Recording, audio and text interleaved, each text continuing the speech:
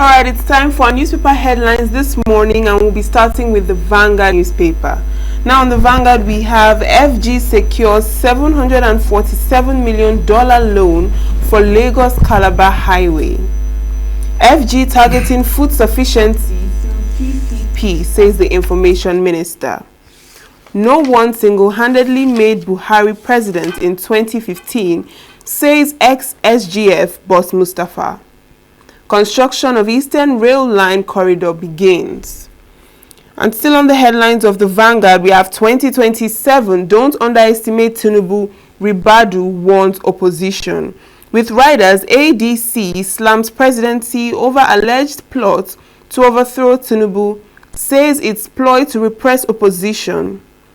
Governors, APC leaders secretly supporting coalition, Babachir ex-SGF. Alright, LP can't win election, will contest on ADC ticket, says Kingibe. Don't write us off yet. PDP says it's not losing ground to ADC. Governors renew push to delist Labour from exclusive list. Lagos LG polls, police restricts vehicular movement for 12 hours on Saturday. Immigration, Nigerians face growing visa hurdles in UK, US, Canada, UAE, others. Senate probes Ponzi schemes in Nigeria. FIRS has made significant progress, says IMF. And finally on the Vanguard, 2 feared dead as gunmen attack Anambra community. Alright, and now we're moving over to the Daily Independent newspaper. We have on the headlines, US visa restrictions, it's about reciprocity on Nigeria, says expert. With rider UAE stops transit visa for Nigerians. Senate orders probe into Ponzi schemes after 1.3 trillion naira CBEX collapse. Moves to amend Electricity Act to rescue failing power sector. You can find that on page 7. EFCC chair to lawmakers. Criminalize unexplained wealth or forget anti-corruption victory. Alright, lawmakers submit petition to House of Reps against NMDPRA MD. 6 months after appointment, Ganduje inaugurated chair of Fans Board. 2015, nobody made Buhari president, says boss Mustafa, with riders as Gowon defends Buhari's legacy. Says Buhari's integrity unshaken, even critics can't deny it. And finally, on Daily Independent, TET Fund threatens to delist underperforming beneficiary institutions. You can find that on page 6. Now we're moving over to the Daily Trust newspaper. Alright, we have Plateau crisis, reps panel invites Mutfwang Lalong to security conference. We uncovered mind-boggling corruption in oil sector, says EFCC. Strike, FCT mulls third term extension for primary schools. I'll defeat Matawale before 10 a.m. on election day, says Zamfara governor. Federal government resumes trial of terrorists. And finally, 13 killed as bandits attack Niger communities.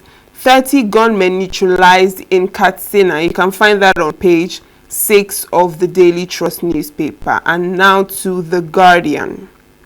We have EFCC decries mind-boggling fraud at NNPCL, wants unexplained wealth criminalized. 2027, don't underrate Tinubu, Ribadu warns opposition. UAE bans transit visas, imposes stricter entry rules for Nigerians. 2 years later, international travel restrictions spark fresh row over absence of ambassadors. That is on page 6. We have mutual funds rise by 105% to 5.9 trillion naira in HI on higher demand yields. Japa, Canada raises minimum proof of funds to 17 million naira per immigrant. Niger attack claims 13 as 20 bandits die in Kwara. And again, 20 gunmen raid Agwata local council, kill 4. That is on the news page 20. Now, delegates will decide who gets ADC's presidential ticket, says Atiku's spokesperson. Alright, we've covered the Guardian headlines, and now we're moving to the Nigerian Tribune. North not ganging up against Tinubu, says APC National Secretary. With Rider, says we will not miss Arebeshola, Amechi, others in 2027. We didn't accuse NNPCL of stealing 210 trillion naira, but asked to account for it, says Senate committee. With Rider, stakeholders ask INEC to account for over 300 billion naira IREV allocation for 2023 election. Seek constitution amendment for police to prosecute anyone indicted by NAS. We have, still on the Nigerian Tribune, global trade tension over fresh US 10% tariff hike on Nigeria, BRICS nations, as Trump decries anti-American policies of bloc. That is on page 7. I have no plan to join ADC, says Oyebanji. ASU directs members to withdraw services over delayed salaries. Uni Jos, Uni Abuja already joined strike. Jitters as FG strips FAN, NCAA, NMA, NAMA of revenue collection power. LG funds, Osun people angry with you, APC leaders of thought tell Tinubu. We have Tinubu, Makinde, Sultan, Alaafin, others pay tribute as Olubadan joins ancestors at 90. We are celebrating, not mourning, says Son. NAFS strikes hit terrorist hideouts on Mandara Mountain, kills scores. That is it for Nigerian Tribune. Now we're heading over to the Punch newspaper. And on the headlines of the Punch, we have diplomatic tensions. FG pushes back as US UAE tightens visa rules. Ministry begins high-stakes negotiation as officials fault US over reciprocity claim. That is on page 2. We have US meeting. African leaders seek Trump's support to develop resources. IMF pledges support for FIRS on tax reforms. LG poll. Police restrict movement in Lagos, deploy squads. And finally, on the Punch newspaper, Tinubu government seeking excuse to clamp down on coalition, says ADC. That is on page 14. You can find all these and more on the Punch newspapers and on other newspapers of the day. And that is it for our headlines this morning. And now to our review. Chris Maduka in the studio with us this morning. Good morning, Chris. Good morning, Uche. How are you today? I am doing well, and you? Very well, thank you. Okay, so let's shoot the shot. Yes. Now, we're starting with the Vanguard. Exactly. 2027, don't underestimate Tinubu, Ribadu warns opposition. Well, has he gotten to the level of warning? And who is underestimating who? Evidently, Ribadu was brought into the government, given big appointment to be National Security Advisor. It's a wonderful position. And nobody expects him to say anything less. So it's all about politics. So nothing, no love lost. Yeah, because he's saying Tinubu is doing a great job, doing wonderful work. Yeah, so he is there to defend his principle. And he's doing a great job in that. But where we don't know whether he's doing very well, because from all the newspaper headlines you see where attacks of bandits. Exactly. We're expecting to hear what he has advised our president to do, instead of coming to dabble into this at this early stage. I think he has left the substance and the pursuing shadow. And I make no apologies to tell him that, with all due respect, Ribadu he will not delve into disappointing people. He used to be held in high esteem in Nigeria. For now, I don't know. I've not conducted the last poll about him. But there are certain things we don't expect him. He should concentrate on advising the president on security issues. And then history will judge how well he has done his job. But if he gets into politics at this very early stage, why warning? We're expecting to warn the bandits. That's what you do. Ribadu, go and warn the bandits and the terrorists. Go and warn everybody who is putting our nation in chaos. And our lives have reduced to numbers counting it like granite. To leave such a heavy job and get involved in this level, talking about warning who? When they gathered to form alliance to go into government, who warned them? That's all I'm going to say about this. So he shouldn't warn everybody. Is he using his position? Because when he said the National Security Advisor is warning. If you don't know what it means, why warning? That means once you stand on any platform that is not APC, the National Security Advisor will warn you. He has warned the opposition. Who knows who next he will warn? And from warning, from push, can get to shove. So Nigerian politicians and office holders are reducing whatever office they hold to all politics. So how are you going to say that him, being the National Security Advisor, will be objective in all situations? Despite the fact that he's a card-carrying member of APC. For him to come out in headline, newspaper headline of Vanguard, bold headline that he is warning opposition. But for what? His principal has not even... The principal, who is the President of Federal Republic of Nigeria, Jagaban himself, who is an astute and a good politician, can't come and say this. So why are the people working for Tinubu making it difficult for him to, and they will think they are helping his image? This is -1. Nobody should warn anybody in a democratic system. I can decide to join anywhere, and the constitution guaranteed I can join anywhere to contest. Why warning me? Is he warning me that I will fail? Is he warning me that I'm in opposition against the federal government? So this is about intimidation. And coming from the National Security Advisor, they have clearly shown that all is not well. People can read into it. You can write volumes about National Security Advisor warning opposition. If he doesn't know the meaning, he has lawyers, because he is dealing at that level he's operating. He will know the meaning difference between advising and warning. And I don't think the opposition needs his warning or advice. So he should go and make his party to beat the opposition at the polls. And now speaking still on this security, we have seen on the headlines gunmen attacking Anambra State, as well as some other. We have 13 bandits, 13 killed as bandits attack Niger communities, and then we also seen 20 gunmen raid Agwata local council, kill 4. That's the Anambra attack. Yes, it's totally a very new development in Anambra. When election is building up in Anambra, you have this heavy expectation. People will say, we have never seen this kind. I grew up in Anambra to this age that I am. Nobody has killed nobody for politics in Anambra.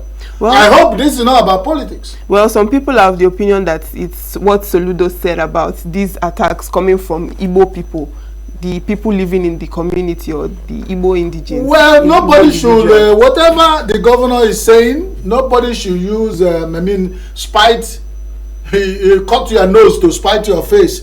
Because if what is, people are, from what he said, and this is happening, well, it's wrong. Two wrongs cannot make a right.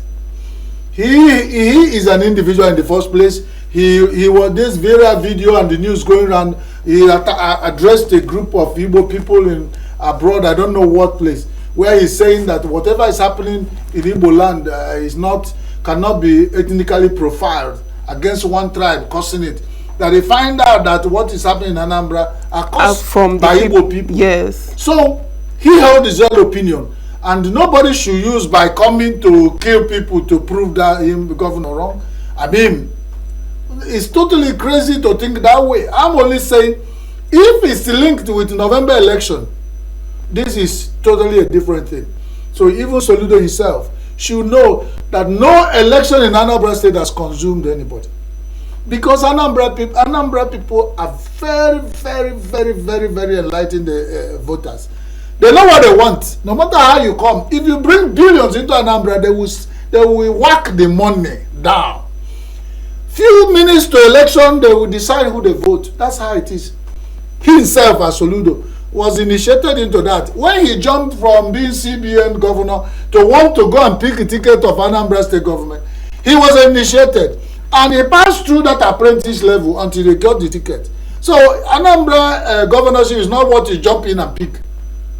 And they know what it is. No matter any amount you bring to Anambra for election, the people will work that money and they still vote whoever they want. So they don't go with intimidation. You can, if you come, if this killings is linked with Anambra election, as far as you can enter the main market, kill everybody.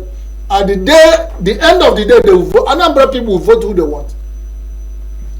For anybody who doesn't know, if you call for campaign in Anambra now, at the Centenary Field, that's their popular field in Onitsha. That is the biggest field where they do election. You will get over 10 million people there. If APC call, they will get the same number of people. Apuga will call, they get the same thing. NPP call, even there's still anything like that, they will get the same number. Then if the Labour Party calls, so you ask yourself, is Anambra people mutating? I've said that several times out here. So the politicians should know that because what Anambra people do is they have members of the family. If an average of 5 people, every member of the family who are grown up adult, we sew clothes of the one we sew for APC, one we sew for Apuga. So when there is you put vehicle in the world, hey, whose turn? He said, which is your turn? You hold the APC, or you go for Oka, or go to Onitsha for. When the next day, say Apuga is calling for rally. Oh, who has Apuga uniform in this family? If it's my turn, I will. That's how Anambra is. They don't mutate. The same number of people, but every rally you have, everyone will feel Ijebego, Ijebego, Ijebego. If you don't know what it means, you have won. You have won. That's what Anambra will tell you. At the end of it all, so no intimidation. We make them vote against their will. They look at what is your job, what you have done. You are president. What you can show. So let them not use killing and counter killing to counter anybody. If it's about the insecurity in Nigeria that has developed at that level, let's begin to ask the National Security Advisor to begin to advise, not to warn on those issues.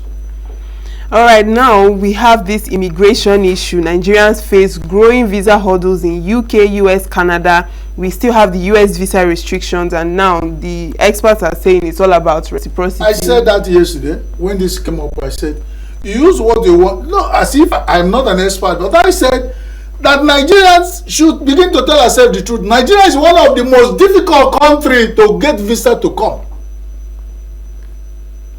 So Nigerians should look at this reciprocity or whatever they call it. If they are not reciprocating and they are expecting every time we are crying far, but we have not given self-reflection. What is our visa condition? How many Nigerians know how other people come? It is, they have said, and I've had it in international, Nigeria is difficult to get visa to come here. So I wonder why we are crying. So other countries are, even UAE has come in. America is now saying it's 3 months tourist visa and all that one, so making it extraordinarily difficult because they know election is coming. And this is a highly diplomatic thing.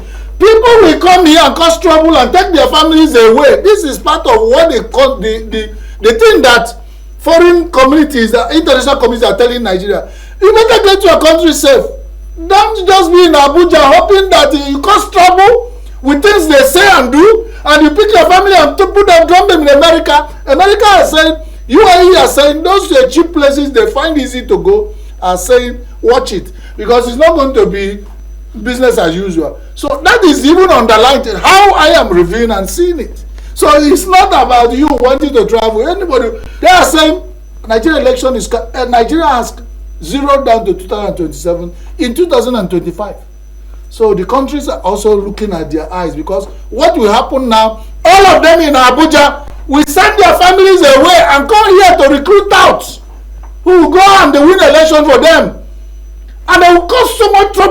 they say and do. And so America is saying, hey, if you lie on the ground as a goat, you are lying on your skin. So let them go. Whatever they mess up in Abuja and NAS and all the peripheral, all the structures of government, if they don't get your house in order, you are running to my neighbor's greener field. America and UAE are saying, look, but it's not only the politicians that will be affected now, because even the citizens who want to travel to are now. How many citizens have money to travel? Look at what Canada is telling you. 17 million must be in your account. 17 million must be in your account. Who in Nigeria has such money in his account in this hardship and hunger? Apart from Nigerian politicians. I keep saying it. A typical Nigerian senator, 1 month's salary, we give visa of Canada to all his village people. So we have 17 million. If I have 17 million in my account, will I want to go to Canada? What will Canada offer me? I will use it to survive here. That will tell you that even touring and travel is no more. People are selling lands, everything they work for to go. That's what we tell you. So it's no more that something is wrong. Now, there were those people who just, good morning Nigeria, because you say, where is my, they say it's now in America, just 5 minutes away. So those things are cheap for them. What you are saying indirectly, let all these countries look into their diplomatic passport, people who hold them. They should also put conditions on them so that they don't go and cause trouble and say diplomatic passport and just run away. They should look through those things, because when they cause trouble here, I want somebody go do the other one, make the smell get to everybody and not escape. Now another headline, very interesting one I'm seeing at that, is Boss Mustafa is saying that nobody made Buhari president. This news is coming so late. We don't need it. What is it? Let us allow the old man who they reported is sick and is recovering abroad. We are praying for him. They shouldn't bring him. He has done his own part. People are writing memo and history about it. Bringing him in now is distraction. Whoever made Buhari or not made Buhari does not count in our hardship and hunger now in Nigeria, and he has not going to change anything. The man himself, if he's around here, you ask him, his normal response. Somebody will say, nobody made Buhari president. The man will say, I know. And that's his response. He won't say more than that. He is not the verbose and all these open mouth, watery mouth, running mouth politicians. Buhari wasn't that. He did whatever he did. That's only whether he's performed or not, history will write. Let everybody who is trying to be relevant not mention Buhari, whether who made him. After all, why now? 2 years after, we're discussing who made him. Who made Tinubu? The boss should have told us who made Tinubu. And they're discussing who made Buhari, who has served 8 years and is sick somewhere, trying to ask God to have mercy on him. And he's going to bring his name into this mess. Who made him and who didn't make him? Who brought him into the army? Who made him the first president of Nigeria and he became the second one? Is that the history? Let them go and write a memo on behalf of Buhari, and instead of wasting their newspaper spaces. All right, very quickly because of time now. I'm seeing 6 months after appointment, Gandhi is now inaugurated chair of Fans Board. This is after he just left APC. Yes. You don't carry water in your mouth to be blowing fire. And that from work. What happened that the was the being chairman of the ruling party. And the ordinary chairman of FAN is what he will leave my dear Gandhi, if you know what the D means, But he can leave all those things making Gandhi and go to be chairman of airport authority. Now that one door has closed, and he remembers the other, then he can do official inauguration. So that is by the way. So congratulations, Gandhi, my dear friend. You're a strong politician. At least there is no button in your life. If you is not being governor, you come out to become chairman of the ruling party from here and make you chairman of board.